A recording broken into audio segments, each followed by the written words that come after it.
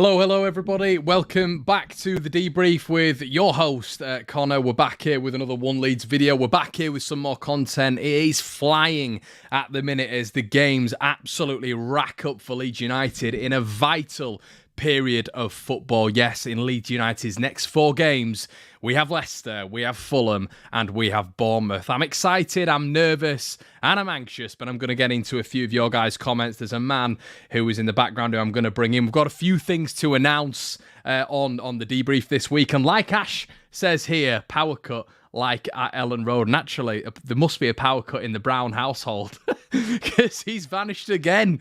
He's vanished again, everybody. But Cameron's in the building saying a big week ahead. Definitely, mate. Huge week for Leeds United, and we're going to get into that tonight. Cyprus, wish I was there. I know Brownie'S lad Dylan is there, so there you go. I think he was just on a phone call with him.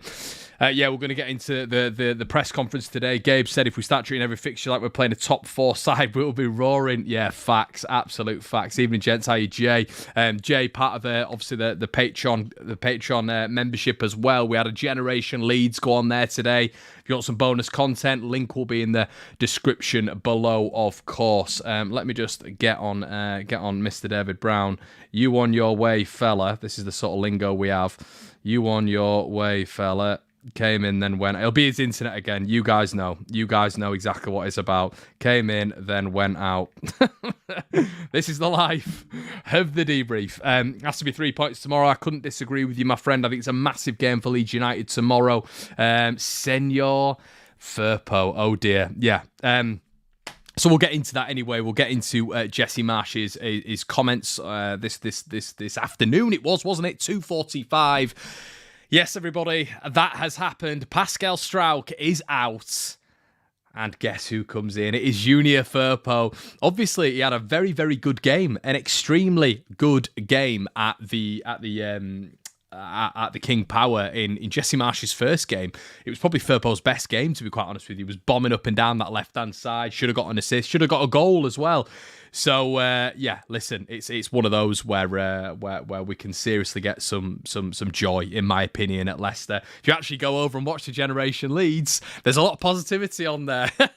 So we're aiming to bring some positivity tonight for you guys. I know there's a lot of people who need some lifting with these current times. I try to bring a dose of realism, a dose of critical nature, but I try big leads up. I do. I honestly try big leads up. So we'll just get into a few more of your comments before Mr. Brown comes back in. James, love your tattoos. Thank you, my friend. Yeah, we've gone and got 3 this week. We've gone and got 3. So there you go. Loads of people saying to me, is it going to be a Leeds badge next or whatever it is? Sign up to the Patreon, guys. It's awesome. Jay, top man. Really appreciate your support, my friend. Yellow card after 5 minutes. It's a really good point. Really good point when it comes to discipline, because this game is huge. We saw in the Leicester game, the role reversal, he did get a booking straight away, didn't it? And this is huge for Junior Firpo. It's a massive, massive occasion for him because he's clearly not in favour when it comes to Jesse Marsh. Clearly not. So this is a huge point for him to be able to, put that flag in the ground and say, look, this is my left back position.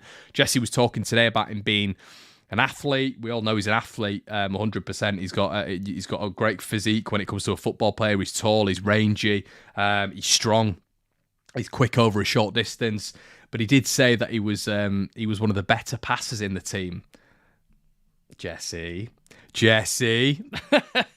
he's certainly not. Oh well, as Brownie was saying to me earlier, there must be some poor passers. But yeah, listen, what he was saying today as well, he seemed a little bit, I said this last week as well, he seems a little bit calmer right now when it comes to his press conferences. There was a lot of giggles previously and a lot of smiles and just anecdotes really from Jesse. It seems to have turned a little bit now. He seems to have got a little bit more serious, and that's because he'll know the pressure is well and truly on him. The pressure is on Jesse Marsh to get a result tomorrow. And a lot of people were saying to me on the comments, it's not a must-win. Well, Jesse was talking today as if it is a must-win, and I think he knows that. A lot of games going on midweek. When you look at Bournemouth, Southampton, massive game for Leeds. Villa are obviously playing Fulham. There are huge games going on around Leeds in this midweek, and with the fixtures we've had, everybody, we can't really be going into the Fulham and the Bournemouth game with a ridiculous amount of pressure. We surely need to get 3 points. Brownie to blame for the referees, blame the referees for his wife. I don't know what's going on, mate. Don't know what's going on. We've got announcements to make on this show, and he's vanished. He'll be frustrated. I know he will. We'll try give him a FaceTime. I don't even know if he's got an iPhone. Should we try and give him a FaceTime? This is a debrief exclusive. Brownie, FaceTime. Has he got? Come on, Brownie. He's got to have an iPad or an iPhone. Here we go. We're going to be live on stream. I'm going to turn it. FaceTime unavailable. What's going on, everyone? What's going on? Something's going on. Yeah, he looked exhausted to me. He says the disabled team. I'd completely agree. It just looks a little bit down in the dumps, doesn't he, old Jesse? Hi, Tel. Love the debrief as always. First time I made it to a live stream from Trinidad and Tobago. Question: with KG leaving, why not get on Joe? The three of you would be great entertainment. Yeah, I appreciate that, mate. And listen. Right, we'll get into it anyway. Jesse didn't really say at that much when it comes to his press conference. Right on cue. Where the bloody hell have you been? I'm not even going to lie or... No, don't. Go on. I'm not even going to fluff around it. My son's in Cyprus, so FaceTime went on a little bit longer than scheduled. Oh, okay, fair enough. I guess I can't really banter you for that, to be honest. So, no. Can't get the staff, Connor. This is what I'm getting. Jack's bang on. I can't get the staff. It was a FaceTime with my son or coming on here. So Dylan won just by a few minutes. Okay, mate. Right. Well, since everybody has been asking and everybody's wondering what's going on with the debrief, it's been a bit strange over the past sort of month, really. So a little bit, obviously, an update on exactly what's going on, everyone. Obviously, me and Brownie have been speaking for a couple of weeks now. KG, obviously, who appeared on the debrief for the best part of a year now, has decided that he wants to focus on his own content. I think he's got some bits going on in the background as well. We all do have normal lives as well, so that can get in the way.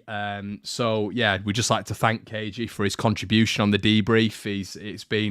It's been a good laugh. It's been a really good laugh, and we're not changing over or anything like that. We're definitely going to be changing the format of the debrief, and hopefully you guys will enjoy this a little bit more. It's going to be a bit more interactive.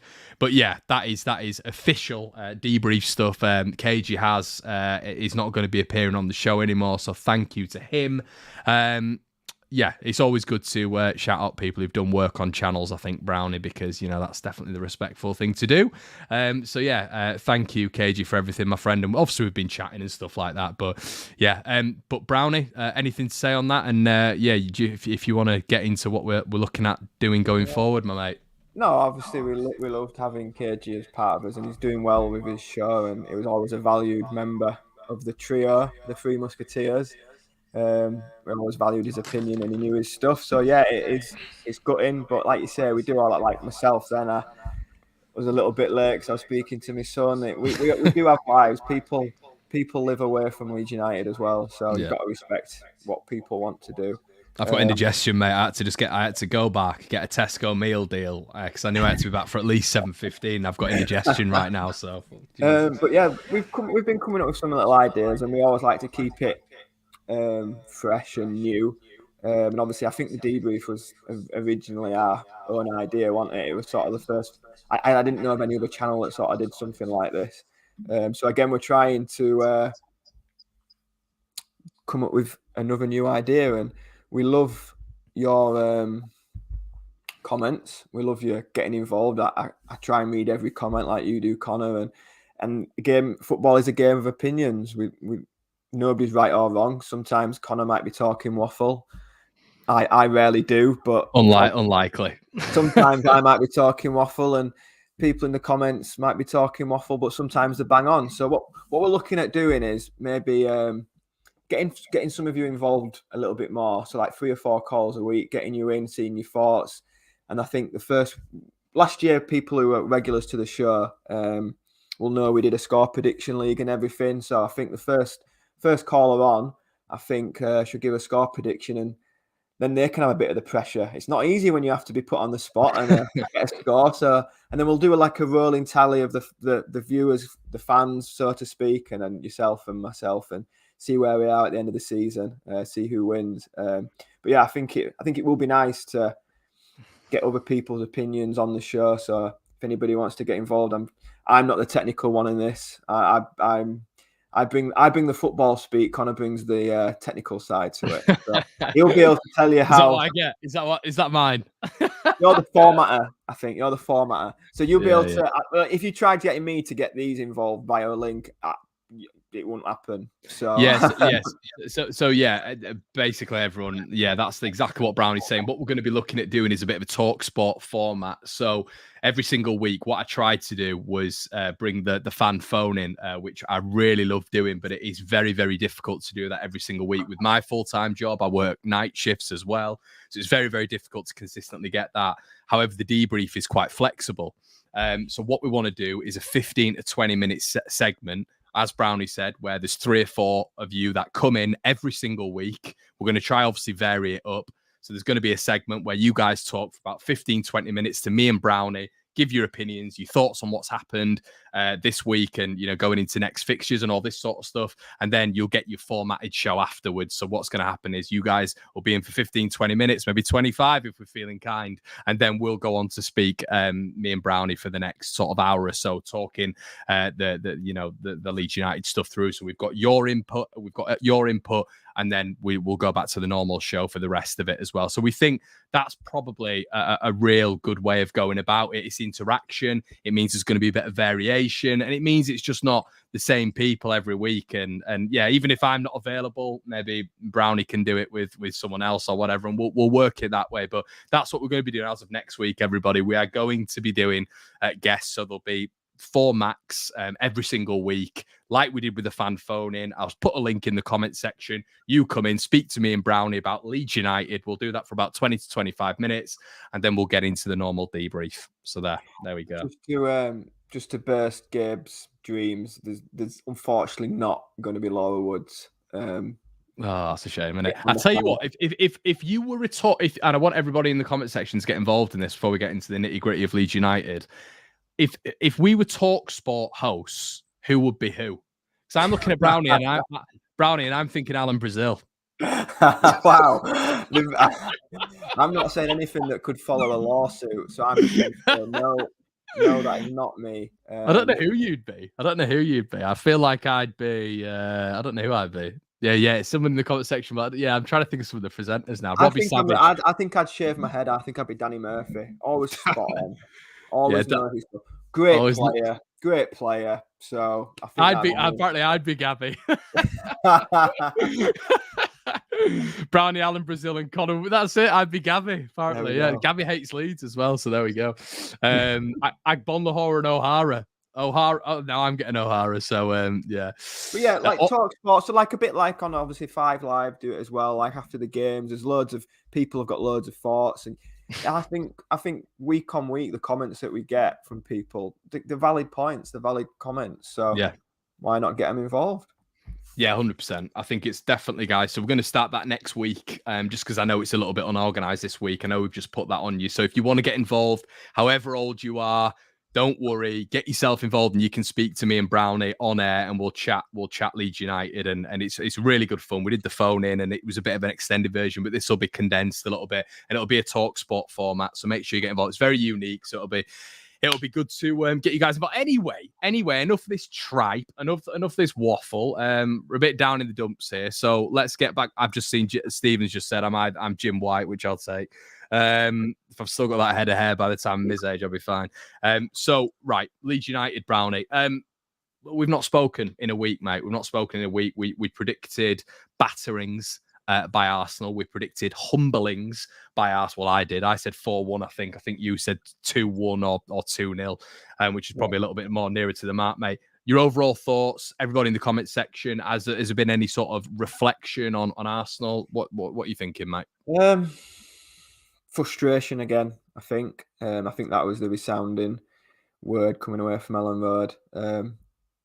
Second half, I thought we were excellent. I thought we did everything but put it in the net. Well, we did put it in the net. That's another talking point. We did put it in the net, didn't we? But the protection of the top six, big six, stupid six, whatever you want to call them, was there again for me. It's getting annoying for me. I mean, there was 2 games at the weekend where this whole surrounding the referee was meant to be a gone, not allowed to do it anymore. Arsenal did it in the last minute, and Man United did it when they obviously had their goal disallowed. I don't know, but on Leeds as a whole, it's what I expected because it was kind of mirroring the Chelsea game. The way we play, we're going to press teams who have the ball a lot. So when we play these teams who do have the ball, it's going to favour us. Whereas you've seen us struggle with the likes of Villa, Everton, because they don't want the ball. They just want to kill the clock, waste time. And I think that's hindering us. So tomorrow, I don't want to say must win, but we cannot lose tomorrow. I know we're only in October, but we cannot lose. And I got that sense from Jesse Marsh's press conference as well. He's usually so upbeat, laughy, jokey. I think we spoke about this. Yeah. And it was a very different press conference. But Leeds as a whole, it was positive. There was loads of good moments. I feel we're good in 2/3 of the pitch, if that makes sense. We're good in the middle. We're good at defence. But we just seem to lack any sort of like ruthlessness in the final third, whether it's the last pass or for all that playing endeavour. We again only had 4 shots on target. And we seem to have a lot of the ball in the middle of the pitch, especially second half. We seem to break them down a lot. We seem to win the ball back a lot high, but we didn't really create again that much. I feel like with some of the, I will say, you know, I was watching some of the extended highlights today, and you had the cutback for Sinistero, which for me had to score.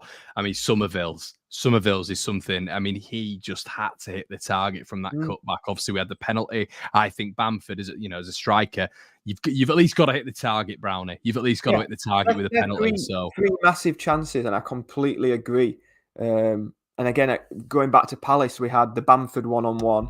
The goal, but we seem to be controlling a lot of these games, but not for the control we have. For the control we have and the play that we have, and the areas. That's the best way to put it. The areas we win the ball back in, I'd expect to see more chances. And well, as Ian's rightly said here, like it is deja vu from last season. But Ian, that's for me, mate. That's always been the thing for Leeds United in the past 5-6 years, hasn't it? You know, even in the Championship when we were running away with it at points, we're still moaning at the fact Bamford only got 16 goals. He missed 22 big chances that season. Leeds weren't profitable when it came to, you know, finishing chances. We've been the same now, Brownie, for the best part of 5-6 years. It's always been that way. Even the year we went up and the year we missed on going up, the amount of chances we would miss. And this is not me not knocking Jesse Marsh, because I think he set us up really well. And I don't know how we didn't win the game, let alone we lost.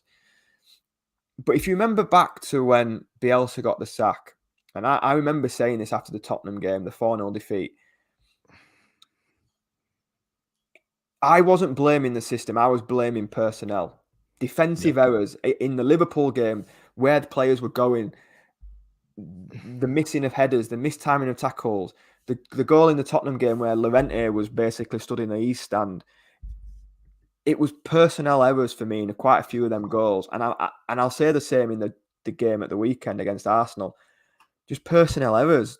It's not necessarily the manager. The manager's set up the team, executed a plan, and we just haven't finished the chances. What were your thoughts? And we're just going to get into Gabe's comment. And I just want to get your thoughts on Rodrigo, because we've not spoken about that. But Gabe S says, one thing that hasn't been said enough, Jack Harrison needs to be mentally dialed in every match. When he's on it, we're dangerous. When he's not, we're offensively bite. Lately, he seems mentally. Gabe, you literally spot on the money. Now, when I've said it to you as well, Brownie, when I'm talking about Jack Harrison being on it, when he's on it, he's fantastic. I've said this from last season. I did say it to you and KG, you know, and we used to have a little bit of a running joke about it, because statistically, he's he's up there. He's top 2 of Leeds United, top 2 players. The problem is it's clusters, and it's always clusters with Jack Harrison. That is the big problem. So you're always going to get this. And that's why he's not at that upper bracket of wingers in the Premier League, because statistically, you probably look at it and think, well, 11 assists or whatever it has been over the last 2 seasons, fantastic, however many goals. But there are games with Jack Harrison where we desperately need him to step up. And I know people are going to come back with Brentford. I get that. That's an isolated game. I understand that. But when I'm talking about the spread of the season, these are the games where Jack Harrison, especially against the caliber of teams we've been playing, has to step up. See, if I asked you what Jack Harrison's strengths were, what would you say? Or anybody in the comments, what would you say Jack Harrison's main strength was? I would say work ethic. Right. For me, if someone said, describe Jack Harrison, I would say, get the ball down and run. He likes to get the ball down and run. Even Saturday he was playing in the 10. Where's he meant to run to with the ball? So you're saying the system is going to hamper? You're probably right. It's going to kill someone like him, isn't it? I think the system's absolutely killing Jack Harrison. To a degree, the way people will probably disagree, I felt the system killed Calvin Phillips. There was no long balls on for him. There was nowhere for him to switch play. Yeah. It was all short. How many times would Calvin Phillips get the ball and do a 60-yard diag and look $1 million? But the system didn't really work for him. I'm kind of leaning that way towards Jack Harrison. I mean, I was at the Palace game last weekend, and we were that narrow. He's getting the ball, and he's wanting to run with the ball, but he's just running into bodies. And again, on Sunday against Arsenal, he was playing in the 10. He got the ball. He was just running into Xhaka and Partey every time he got it. And he's bound to do that. We've seen in the press conference today that Harrison and Aronson at halftime wanted to switch. I don't understand why they were playing in each other's positions, but they wanted to switch. So for me, I think Harrison there is speaking up and saying, the system is killing me. If he's openly saying at halftime, look, I want to be out on the wing, then the system is killing him. So the next question... Do you not think it's just going to be... The thing is with this system is it's so unique, Brownie. As we know, it is so unique. This system is barely played in world football. It's played in the Red Bull network, as we know. But it's very, very unusual that you get teams in the Premier League, apart from Southampton with Ralph Hasenhüttl, who has that Red Bull link again. It's very unusual that you get teams who don't really want possession, which Leeds don't. We just want turnovers in their area. So I think there's got to be an adaptation period for these players. I mean, he keeps talking, Jesse, doesn't he, in his press conferences? I mean, he was saying it again today of nearly being there. But I just maybe think to myself, overall, when you look at the overall package that is Leeds United at the minute in terms of the quality of players, do you think, and everybody in the comments, maybe Jesse and maybe the staff at Leeds United overestimate how good the quality of this side actually is, Brownie, because he keeps talking about us nearly clicking and then I'm paraphrasing, but then we'll go on to this unbelievable, run or whatever it's going to be that we're going to go into. Is the squad really good enough to do that, do you think? See, I'm going to start sounding like a broken record because I keep seeing comparisons from last year to this. I think we're a million miles away from last year. I mean, McKinstry played for Motherwell at the weekend. You're saying it's better. You're saying it's much better. Yeah. The depth-wise, I think it is. I mean, if you look through our team now, we've got a team of internationals, whether you like it or not. Christensen, Denmark; Cooper, Scotland; Koch, Germany; Adams, America. You got Sinisterra, Colombia. Right through the heart of the team. And I mean, you've got God knows how many internationals in the 21s, 23s, right the way through. They're not bad footballers. And again, this is, I think, the frustration because you can see glimpses and spells of really good stuff. But in the world of football now, nobody gets time. Nobody gets time. It's now 2 points from 18. Is that, you're talking about time as well, and then just bringing it back to what's going on the pitch. Are you looking at maybe some players maybe slowing Leeds down a little bit? When we're talking about in transition. I mean, I thought against Arsenal we were very good in transition. We were really quick. I think we really shocked them actually. But for me, I don't know about you, mate, but I'm not up on this whole Rodrigo thing. I'm not up on, we had a really good game. I don't know what your thoughts are. I thought he was linking play well until he tried doing a 40-20 and then I think his head had gone. No, but Brownie, how can I just? Did you not think that it's any time the ball gets to him, we talk about that Hollywood pass, and people are talking as if that's a rarity. He does that all the time, and the reason he takes 4 or 5 touches is because he's looking for that ridiculous pass every single time. He's so unorthodox when he comes to going forward that it almost puts the runners in sort of a different headspace, because he goes for the most awkward pass pretty much consistently. On the flip side of that, and I'm not defending the pass. I mean, don't compare him to Pablo. Don't compare him to Pablo. No, I'm not. What I'm going to say is, and I've said this last week, we seem to have like 7, 8 bodies in defence, constantly winning the ball back, hunting like dogs. Looks brilliant. Then we get the ball, and then what? We just have 3 players up front. And that ball from Rodrigo, bearing in mind, he was our number 9 that day. Look how deep he is getting that ball. That's what I mean. He's not a striker. He's a midfielder. The pass is his fault, but him being in that position is tactical. Are you blaming anyone else for the goal either? I've not asked you about this. Are you blaming anyone else? I mean, I've had quite a few arguments. It's not like you. I think Mellier's got to do better. What about Strauch? Are you looking at Strauch as well? Probably not, because of how bad the pass was, because he's not in a bad area. If Rodrigo just keeps that ball, he's not in a bad area. He's probably not expecting like 36,000 people at the ground weren't expecting Rodrigo to... I mean, it's an unbelievable pass if he's on the Arsenal team. He's picked out Saka unbelievably. I think... I mean, it's a great try from Saka, but it's a narrow, tight angle, a bit like the Southampton goal. You're looking at not only Strout though. Me and my dad were talking about it today on the Generation Leeds show. My dad's convinced Cooper's got to do better again. He's got an opportunity to slide in there and block the shot, and he just sort of dangles his leg out. And I know we can microanalyze. The thing is, Brownie, if we take it all back to the original state of play, Leeds are in no danger whatsoever. We have possession. All of the players are on this side of the pitch, and he's staggering. I mean, I don't know at the ground. I don't know what you were like at the ground, but me and my brother, obviously because I'm working at the time, but me and my brother just look at each other and we're just like that. We can't. And you hear Bryn Law on the commentary. Bryn Law can't believe he's done it. He's just he's staggered. Well, again, I think that's why frustration comes into it, because other than that shot, I mean, Jesus had one just before it where he's clipped it over the bar. I can't think of Arsenal having any other. No. Real clear-cut chances. And no, Leeds are much better. This is what's annoying me every week. It was the same with the Palace game. They had nothing but scored 2 goals. It just seems that I did think they were a better team in the second half, though. I thought Palace. Yeah, but clear-cut chances-wise, it just seems that teams don't have to do much to score one. This is you're quite correct, and I think everybody in the comments has said something that's similar. I think you bang on, mate. That is exactly right. When Leeds score, it is so much effort. We might have 5 chances where we miss, maybe 3 clean-cut chances. Then we manage to get a goal. Then you'll just get the problem. That's the issue, Brownie. That's why I can't think to myself with Leeds United at the minute, we're going to be able to bridge that gap into even the upper echelon of that bottom bracket, like 11th, 12th, 13th, because we have too many mistakes in this side. There's too many lacks of focus. Like you can't say to me, right, tomorrow, and this is exactly what it was in Jesse's first game.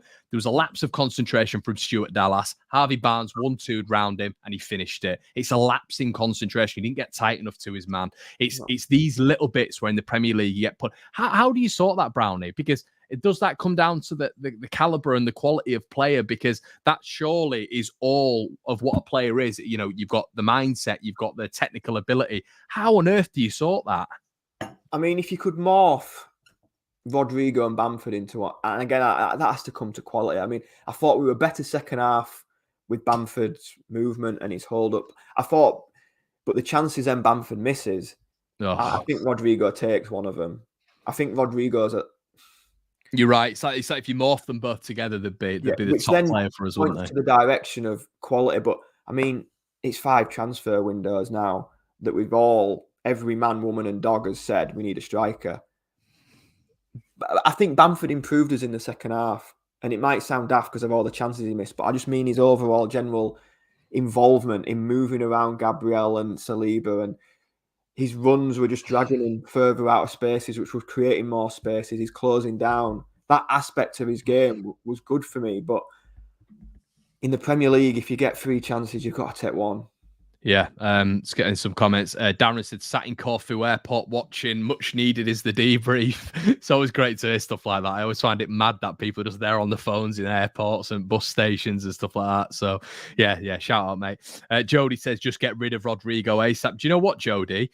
And this is, next week, guys, when you do come on the debrief and we'll get your participation. This is going to be great to discuss because Brownie, they can't afford to let him go, I don't think. I think they almost, it would be a PR nightmare for him not to work. The record signing, 30 million plus. They have to get this right with Rodrigo. And the problem is, he didn't work for Bielsa in the 8. He doesn't work in the 10. For me, there's a lot of people who because he scored at the start of the season. I mean, Jesse said today, he said something like he's been our most potent finisher or our most lethal finisher, or he's been I'm pretty sure he said he's been our best player. And I'm just thinking to myself, what are you watching, mate? What are you watching? So yeah, I mean, I just think that with him, it's they just have to get this spot on, otherwise it's a PR problem, isn't it? With a few things with Marsh, I think I don't want to say trying too hard because I want him to try hard in his job. I just feel like there's some things he's saying it just doesn't need to be said. Yeah, I know you've said that. Yeah. It's going over and up. Just keep it in house. Like you said earlier when we were chatting about him saying that Firpo is one of the best pass. It's obviously to try and build confidence for him, but then you just sat thinking he can't genuinely believe that Firpo is one of our best passers of the ball. He can't genuinely believe that, but yet he's saying that in a press conference. So I get he's trying to build confidence and things, but just do it in house. Tell him that. Put an arm around him. Don't tell the world, because then the world start thinking, what's he seeing? Ryan, what's he doing? Ryan says, do you not think Harrison's head has been turned by Newcastle? He doesn't look happy, and they'll definitely test us again. I know that's 100% coming. Yeah, they're 100% going to test us again, but yeah, we'll have to wait and see. It worries me purely because with the whole Dan James debacle. Now, listen. The reports I'm getting from Fulham is he's stinking the joint out, which doesn't surprise me because his final ball was pretty awful for us. Terrible. But what I'm trying to say is we had to ship him out just to bring in Willie Gnonto.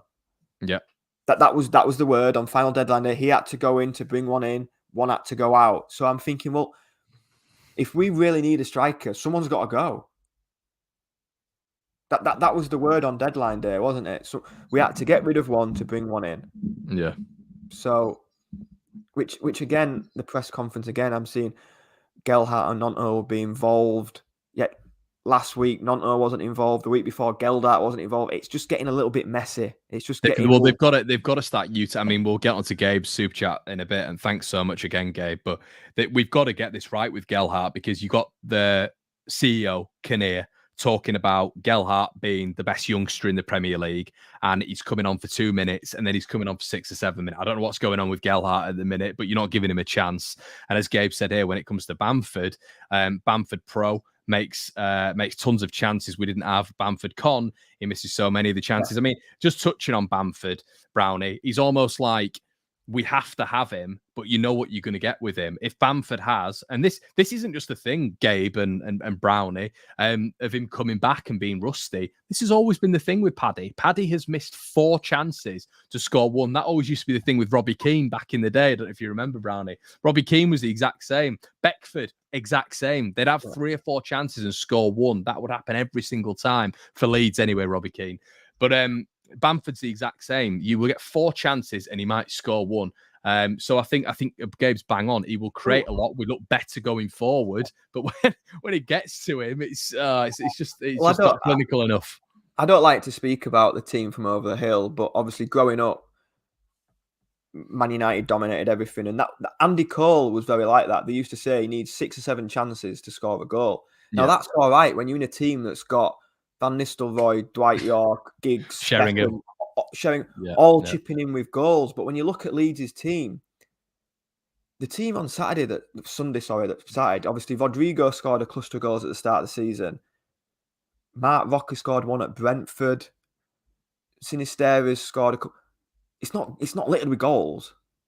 No. So if Bamford or Rodrigo, one's playing, one's not, if one of them misses chances, who else is scoring? And that's what I meant by we seem so organised defensively of winning the ball back and hunting down in packs. And we do look really good when we're compacting area and we win the ball back and it gets the crowd going. Leeds have always like that, players getting stuck in, and that's been Leeds' way. And it's great to see. But then when we do win the ball back, you look up, and I'm not defending Rodrigo, but what is there on? No, I know. And you almost, when the ball gets to Rodrigo as well, you know that at least he's going to be able to trap it. At least he's not going to fumble the ball. And at least he's going to be able to maybe move it on, even if it is 7 or 8 passes. But the thing is, I agree, mate. It's almost like the ball gets up there. The whole objective, I don't know if you believe this and everybody in the comments thinks this, but it's almost the objective is to get the ball back. So we kick the ball up, we press, we win the ball back, we turn it over. And as soon as we turn it over, we don't have the quality to be able to do anything. So it's almost like, well, you know, we don't play through the lines at all. We get the ball up, we play a little bit centrally, but it's not a build up. We don't build up from the back. You know, we normally build up through you know, the midfield and attacking zones when we retrieve it. But there seems a real. Do you know what it is, Brownie? It's like a rush. It's like they're all rushing 100 miles an hour and it's chaos. It's like, and that's why, you know, when we were talking about Bielsa and Marsh, and you've said before, they're polar opposites. In a lot of ways, Brownie, they're very similar. One loved possession. The one loved possession in Bielsa and was played out wide, which obviously Marsh doesn't do either of those things. But how frantic it is and how chaotic, that's not changed, mate. And weirdly, I don't know what people think, but Tyler Adams at the weekend looked to be trying to play it out wide more. And there was quite a few times where Christensen did look a little bit more advanced. And some of our good play in that second half especially did come from width. There was a good moment at Palace where Somerville, when he came on, he got down the side. All it took was him just pulling out a little bit. And so, I know he likes to compact the pitch, but sometimes it's glaringly obvious that there's so much space out wide. Yeah. And it just needs one ball out there. And I don't know, I don't want to say being found out, but me, you, comment, we know how Leeds are going to play tomorrow night. Yeah. So if we know that, Brendan Rodgers knows that, Mikel Arteta knows that. It's not difficult. So I think we just need to mix ourselves up a little bit. Yeah. No, I agree. I think mixing it up a bit. I wonder how he'd do that, because I think he said in his press conferences that if you do plan A, that means if you do a plan B, that means plan A's. You thinking plan A is not going to work, basically. Leeds 1919 says we run like headless chickens when we attack in the final, but I don't know what's going on. As soon as we get the ball, there is almost. I mean, he said it today, Brownie. He said that we need to get better at decision making, and he wants it to be quick, but he wants the footballers in their heads to slow down. And that's for me, that's really difficult, because it's almost contradictory. It's like, well, we need to be as quick as we can, but mentally we need to slow it down. That's a high level of intellect on a football pitch to be able to do that in the Premier League. So you're almost doing things fast, but you're thinking things slowly. It's Again, I didn't really. For me, it's just. I mean, I play football, and I don't understand what you just said. It's just talking for talking for me, and that's the only problem I've got. It just you sound like my mate. It feels like he needs to talk to say something. Just do it at 4 parts. Get the players knowing. And I know it's a different world now with the media and everything, and there's a camera in front of everybody, but I don't know. It just feels like just don't say some of the things you're coming out with. Like the whole Harrison and Aronson asking to switch positions at halftime. It's brilliant. He's being honest. It looks like he's listening to his players. But then you flip it and you think, well, who's in charge? Do you know what I mean? And Gary's right here. Generally losing by the odd goal. I mean, you know, you take Brentford out of it, and you are quite right. And we had a lot of decisions against us that day. I think the overall thing, Gary, is with the fixtures we've had, and it's really difficult not to come back to this, Gary. But the fixtures we've had, we couldn't have asked for a better starting 10. And we were all talking about it, mate. We were all talking about it at the start of the season, saying Leeds, me and my old man were talking about it today, where ideally you wanted Leeds to be. And ideally, in an ideal world, you'd obviously want Leeds to be very, very far up the table. But realistically as well, Leeds at this point, in my opinion, with the games that we've had, should be teetering around 10th. 9th, Well, 10th. That's yeah. where we should be. And that was the ideal going into the season, because then you knew after the World Cup, and a little bit before and after the World Cup, you have Man City, then you have Newcastle away, then you got Spurs, then you got Arsenal as we had, then you got Liverpool. Yeah. So these were all building up. So everybody was on the same page. We needed a lot of points. And this is why, for me, tomorrow, everybody, it is a must win. Leicester are bottom of the table, 5 points, without James Maddison, without Evans, without Sionchu, without Ricardo Pereira. There are managers on the brink of getting sacked. And Leeds fans are still telling me it's not almost. Where are the expectations, Brownie? Who are we supposed to beat this season, according to some Leeds fans? It's the expectations are on their arse, mates. It's as if we haven't spent 250 million in 3 years. Yeah, and that there 3 years, that's the big point for me. We are 3 years into the Premier League now. We're not just up here. We aren't in our second season syndrome. We're 3 years in, and it is fine margins. That comment it's bang on. It is the odd goal here and there, but we're always on the wrong end of it. And that's a worry for me. It's, we played really well. Come on, better luck next week. And then the next week could, well done. We've played well, but we've still got beat. That's the worrying part. Now, going back to after, I think it was around the time we played Barnsley, Brighton. And we looked at our fixtures, me, you and KJ, and we said, how many points do we want before the break of the World Cup? And I said, get to 20. With the fixtures we've got, we should be getting to 20. With the fixtures we've got in front of us, at that point we had the Everton, Villa, Fulham, Bournemouth, Brentford, Brighton, Villa. You said Palace. Yeah, we should be getting to 20 points. Yeah, we've got 1 since then. I think we're on 9. Maybe we were on 7. So 1 or 2 points since then. And now we're looking to get to 20 points, which we actually said wasn't enough. We all said we should be aiming more than that because of the start we've had and the games we had coming up. We now need 11 points from the next 5 games. So we now need 11 points from 15 to get to that 20-point mark halfway through, which we all said, and even the comments were saying, now we need to be looking at more than 20 points for them games. No, I think I said 19 or then 18, 19. You said 20. I think Cage Matt said 21, 22. But by that point, everybody in the comments was saying we're being too negative. So that's where everyone's headspace was at. It was we have to absolutely obliterate these games. So this is why, mate, this Leicester game, and let's be honest, we were having a chat about it on the phone. It's 2 points in 18. So then if you get a point, it's 3 in 21. And then you've got Liverpool coming up. Obviously, we've got Fulham, blah, blah, blah. Yeah. But, overall, when you look at the overall context of points before the World Cup, there's a few tough games in there. So I think tomorrow, if you look at that Leicester game, Brownie, I'm looking at it, mate, and I'm thinking must win. I am. I'm thinking must win. I mean, they're bottom. For all we've played, we're a point above the relegation zone. 1 point. Yeah. And we've got Liverpool and Tottenham in the next 5 games. And that is... Do you know what? This is mental, but this can still change around. If we got 3 points against Leicester, boost confidence, whatever, go into Fulham, grab a point or 3. Then you've got Liverpool, haven't you? We know what's going to happen there. We're probably going to get tonked. Then you go to the Bournemouth game and get 3 points. If you literally look at these next 4 games, Leeds could be on. You could be getting 7 points minimum, really, so out of this. Up to 16 points, and you're mid-table again. That's how tight the league is. Yeah, but I keep seeing. You've said it yourself. Beat Fulham and Brighton. Brighton were unbeaten in 6. Why do we? Right. Why? Oh, Bournemouth. Bournemouth. Sorry, Bournemouth were unbeaten in the last 6 games. Yeah. Gabe said, this is a mostly American sports figure of speech. Here we go, Gabe. You're representing now, mate. It's training your body to play at reflex speed and keeping your mind simple, calm, and open. So that maybe that's an explanation of what he was saying. He was using a lot of Americanisms today as well. Maybe that's why we're all confused as Brits. I don't really call myself a Brit, but there you go. I normally can't just say I'm English. But I'm riddled with Irish as well, so there you go. Even though that's not Britain, I'm just waffling now. There's a good point. There's a good comment there, and I think I've tweeted this because someone go, if we win, we're 12th. Well, last week someone said if we win, we're 7th. It's always if we win. If we win, if means nothing. That's what you used to do all last season under Bielsa, to be fair. When? Pardon?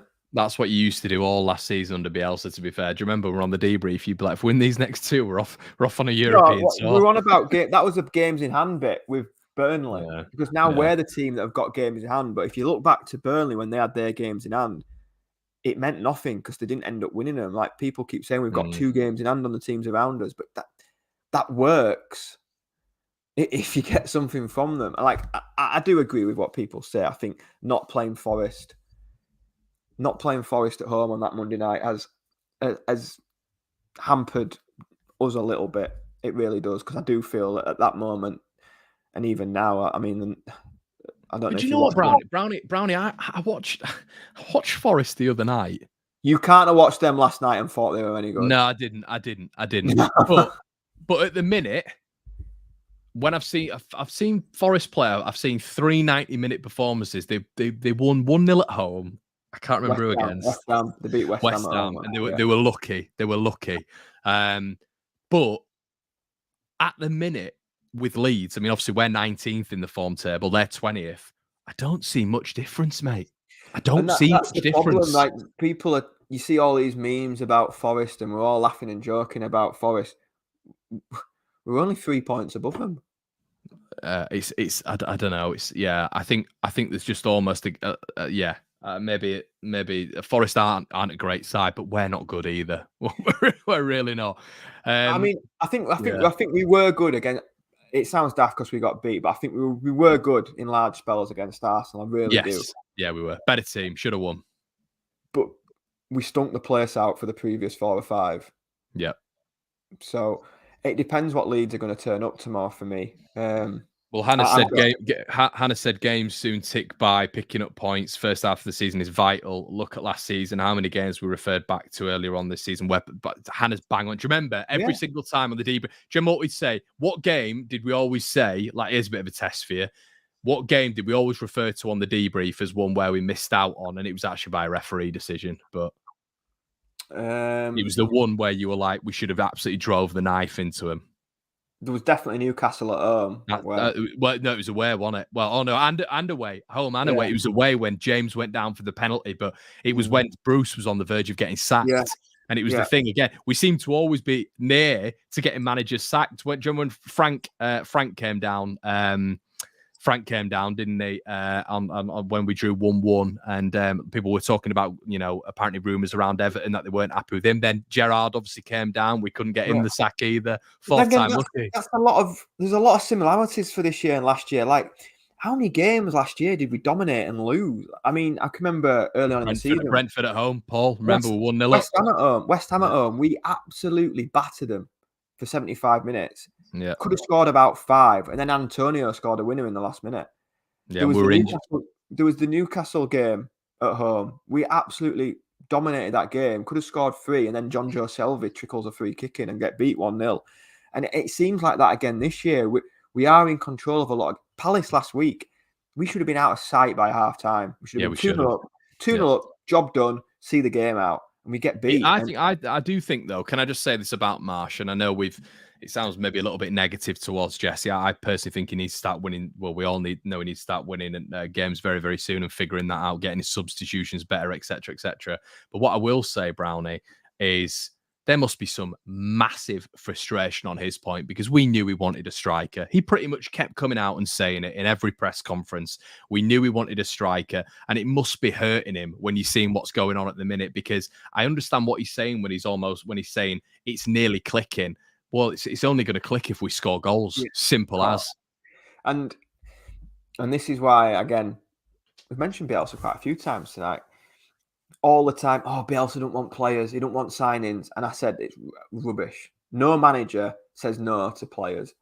You're not telling me, and no disrespect to him, because I loved him, obviously. You're not telling me Bielsa would rather have Tyler Roberts than a new centre forward. No. Bielsa goes... New manager comes in, we have a new transfer window, and we still don't bring in a striker. That, for me, eradicates that it was Bielsa for me. And it's not Marsh either. Marsh has come out a little bit more publicly than Bielsa did, and actually said he wants another striker. So that's where you've got to feel sorry for him. I do feel sorry for him in that. And then you're back to the board. you're then back to the board of why we're not signing a striker. And then on deadline day, to bring one in, an 18-year-old, 19-year-old, we have to get rid of a player who, he wasn't doing it for Leeds. He's going to be playing in the World Cup, though. So we've got rid of an international who's going to the World Cup to bring in someone who, through Jesse Marsh's own press conference, said he's not ready. Doing him some favours. You're doing Dan James some favours there. You'd be a great agent. But he is. He's going to play against England in the World Cup. I guess the argument with Willie Nyonso is he's 18 and he's been picked for Italy, the first side. But again, going back to that third year in the Premier League, should we be having to get rid of players to bring in an 18-year-old? I don't think we should. And it's the whole 49ers Radrizzani debate. You see things, you never know really what's going on, who's in control. But I don't think we kick on as a club until boardroom ownership level is crystal clear of a vision of where we're actually going. I wouldn't disagree with that at all. Yeah. I think we're going to hover around lower to mid-table until we've got an ownership that goes, you know what, there you go to the next level. Yeah. Right, let's get into a few of your guys' comments. We actually do need to get into Leicester, Brownie. Ryan says, can't wait for the debrief when we play Man City, Haaland against Cooper. You know what it is, Ryan? When it comes to Man City, I'm literally not expecting anything. Obviously, I think we'll probably get railed by them. And I probably will watch Man City and think, this is actually a football spectacle. I'll probably watch them and think, they're actually such a brilliant team to watch. It'll be slow, painful Leeds United. But you can't really just... And this is the thing as well. They can do that to anybody, though, can't they? Yeah. I mean last year in the Champions League, didn't they score like 3 or 4 goals against Real Madrid? I know they got beat overall, but if they're knocking 4 past Real Madrid, you can... I mean, as well, like, this is the thing when people are saying, we'll wait till we play the top 10. Wait till we play the top 10 and we're going to be able to play our way. Well, I mean, who out the top 10 are we beating? You know, come on. Let's be realistic. Or even if we narrow it down, people have been saying top 6, top 8. That's the problem. We've won 2 games of football. Yeah. Both managers have been sacked as well, but you know that's a conversation, isn't it? But listen. I mean, the Chelsea performance was incredible, but we do need a hell of a lot more from this Leeds side, 100%. Okay, should we get just on the comment about Owen and Rooney and age? They were playing week in, week out, and scoring goals week in, week out. I've not got on the pitch yet. No. So we're just about to go into November, and the person we brought in the summer transfer window hasn't even kicked a ball yet for us. Bearing in mind, Dan James actually started against Chelsea in the 3-0 win. So we've got rid of someone who regularly did play for someone who hasn't touched the ball yet. That's what I meant by... Yeah. I think Darren's spot on as well. Like, we all forgetting the actual last 40 minutes of football we played was the best we've seen us play in a long time. Things will come good out of it. Darren, the only issue is with that, mate, and I do wholeheartedly agree with you, and I'm probably of that mindset. You know, I think Leeds can definitely get something tomorrow. What I think we're all looking at, Darren, is the problem with the consistency. We saw a 90-minute spell of it against Chelsea, where Chelsea were pretty poor, and then we're shooting from the hip here, Darren. That's what we've got to do, mate. And then when you look at the game afterwards, we went to Brighton. We were truly horrific. We've then played Everton at home, which we're all talking about as one of those games at the start of the season, which is a must-win again. And Everton were probably unlucky to come out of that without the win. When you look at that Damari Gray offside, which was onside, and then you go to Brentford and Brentford stick 5 past you. So it's that consistency, mate. I completely agree. I think it was fantastic the other day. If you'd have seen any of the match reviews and chat about it, and like we've been chatting now, we're all frustrated that Leeds didn't score 1, 2, 3, 4 goals. As Jesse said, to win the game.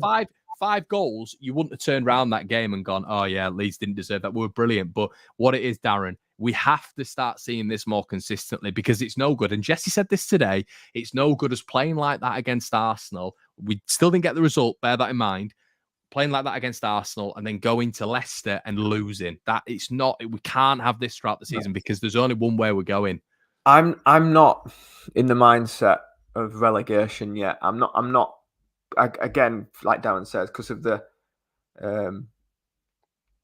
the performance, so to speak, against Arsenal at the weekend, it was good. It was positive.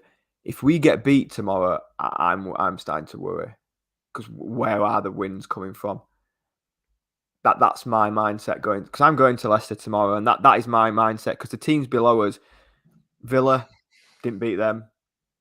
Leicester tomorrow, if we don't beat them, who are we picking these wins up against? Because then in the next 4 games after that, you've got Liverpool and Tottenham. I mean, I'm not hoping any old out for getting any points at Anfield or at White Hart Lane, well, whatever it's called. Fruit Bowl. So where are these wins coming from? So yeah, Darren, I think you spot on. The performance was encouraging, and we've seen glimpses of good performances dotted about the season. We just need to see that consistency, and that's why I think tomorrow's so big. It's massive. It's a massive game, mate. You can't go and get beat, especially with how many players they've got missing. Maddison missing is huge, but the other ones as well on top of that. I think someone said Vardy. I mean, Vardy's not been starting for them, but I think Vardy's out as well. So it's a huge opportunity. Yeah. A few more comments. It's a results-based system. It's a results-based system. We can play ugly and get the 3 points. Scott, hoping you're right, mate. We just need to get those 3 points. Like you said about ugly wins, you mentioned somebody getting an ugly 1-0 win, and I just think that's all we need, maybe. I'd love it. I'd love an absolute dirty 1-0 win, a disgusting 1-0 win where we score and put 11 behind the ball and start falling around. I'd love that. I'd be all about that. I'd love that. Jesse getting red carded again. Screw it. Let's just go all in. Well, Brownie getting on the pitch. The way it's going, it's take 3 points however they come, don't you? Tomorrow. Yeah, you take anything now. Rads need to get Daz Kelly in with Brownie number 2. Hey, do you know what that? That means? Yeah, he's a Scarborough fan, and obviously I was with Daz at Scarborough as his assistant, and Scarborough are flying at the minute. Obviously, me and Daz brought quite a few of them players to the club, and you're taking a bit of credit there, are you? Too right. Look, go through that team now. It's Jonathan Greening's the manager, and he took them up last year, and he's doing brilliant with Lee. They're in the Conference North now, doing really well. We got hit with during the COVID hit, and obviously the leagues got disbanded, and then Daz went to Newport County as director of football, and he's the caretaker manager at the minute at Newport in League 2. So I'll have to get on the phone to Daz, see if Rads wants to put a bit of money into Newport. Oh, dear. Okay, Mark says, Mark's always coming for me, Brownie. So let's see what he has to say. All this talk, Mark, getting told. Where we going to be in the bottom 3? Negativity, Brownie. Worse than Connor. I've never seen my name spelt like that. I love that, though. Have faith, Brownie. 9 points easy. Why keep going, Brownie, if you're going to keep doubting Thomas? What I'll say to that 9 points easy, Mark, is we're sat on 9 points after 9 games. So Mark, you're not defeating Mark. He is. No. Anything I say, I could say Leeds will win 2-0, and they asked me why I said 3-0. That's probably why I'm so negative, because I've watched us for the last 9 games. I've always thought you were the negative one, mate. I've always tried to bring you back round, but no. I mean, I don't know what Mark thinks of this, but there's positives to every performance we've had, but there's been negatives as well. Yeah. Which is in any walk of life. There's positive, negative to anything. But if you sat 1 point above the relegation zone, it can't be that rosy. Not rosy in the garden. Okay, well, just me and thee. We are going to get next week 4 fans on, everyone. And as Brownie said at the start, what we're going to do, if you have just joined the debrief, is obviously KG has now left the show. So what we're going to be doing next week is getting 4 people on for about a 20-25 minute segment. So I'll put a link in the comment section below, and it's going to be a talk sport segment, something of that ilk, where you come in 5 minutes, give your point of view. Me and Brownie will chat to you, and then we'll just do the debrief normally after that 20-minute conversation. So the debrief will be back next Monday at 7 p.m. and we will be starting that Talk Sport show format. So I think it's going to be really good to get you guys involved. And maybe later on down the line, we will get a permanent fixture, but I think this is a little bit different. So what I will say as well, if you guys want to get involved in some BetMate stuff, links in the description below. If you want to add to your fantasy team, the Patreon's in there as well. If you want to get some extra One Leeds content. And Brownie, I'm going to come to you for a score prediction, my friend. And everybody in the comment section, please get yours in. I'm still reading Mark, to be honest. And that's what I'm saying. He's an Italian international. He should have a chance. That's my point. We're nearly going into November, and I've not seen him kick a ball. That's my point. Give him a chance. But yeah, Leicester tomorrow. Going to Filbert Street. Yeah, sorry, I'll just say Scooby. Yes, you do get a slot, mate. The fans, we've got me, Brownie, against the fans, and that is starting, Brownie. Here we go, it's starting. So it's starting because it's been so disorganized this season. That is starting from next week. So and the fans. So this week doesn't count. No, this week doesn't count. 4-0 Leeds then. 4-0. So we're starting it from next week, and it'll be the first fan who's on who gives the fan prediction, the first fan out of the 4. So yeah, it will be me, Brownie, versus the fans. Guys, there's 21 likes. So I'll just say there's 21 likes, and there's been 400 of you in here. Please like the video before you go. It's free. So there's 3-1 here. 3-1 here, 2-0 Leicester, Bamford hat trick tomorrow, 2-2 says Lee Crisp, Jamie says 2-1, 2-1 Leeds says Jaguar Skills, Hill Football says 2-1 Leeds, Ian said no predictions. He knows the score. Anyway.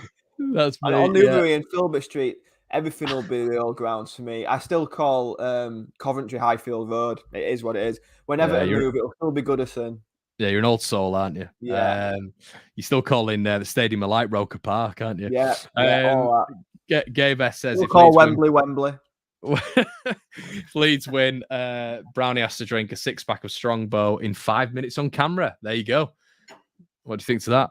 All right. Okay. That might be an interesting video. Well, I don't think he could drink one in that time. 3-0, 3-2, 3-1. Okay. So, anyway. Positive from Leeds fans. So the next debrief is going to be demoralising or absolutely ecstatic. It is, yeah. And what we'll do as well. I want to know what Mark's thinking. What's Mark? Yeah, Mark, get your scoring, Mark. Come on. Mark will be 8-0 Leeds. 8-0. Well, what's yours anyway, Brownie? What are you going with on a real slant? What are you going with? You got it wrong last week. I got it wrong last week. You got it wrong last week. 2-0. Okay, who's going to score? Hasselbank and Wallace. Okay. Bamford. Bamford owes us one. Bamford brace. Okay, just hitting Jack's comment.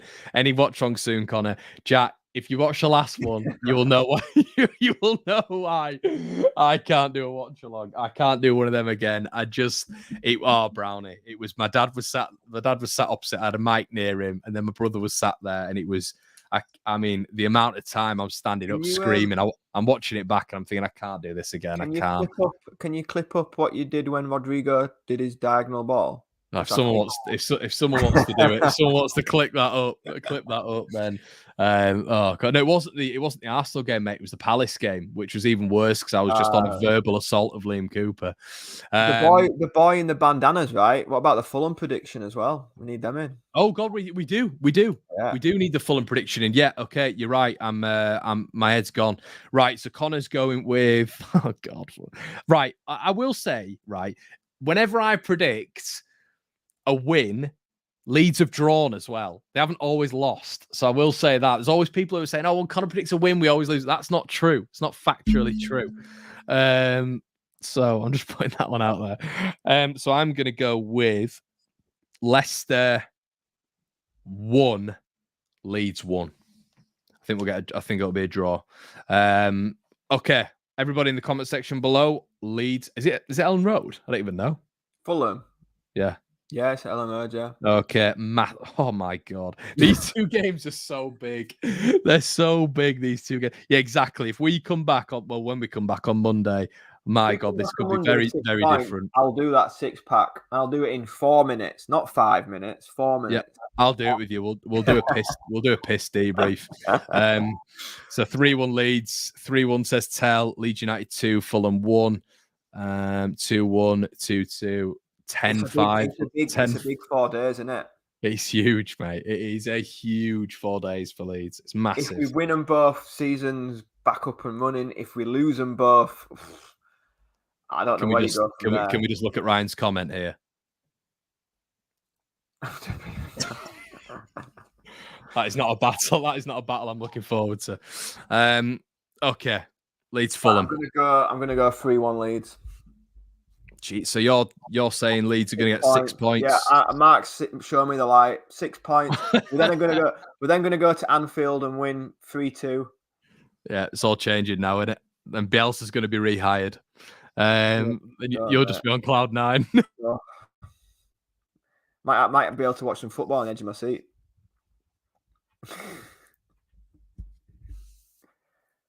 What are you saying?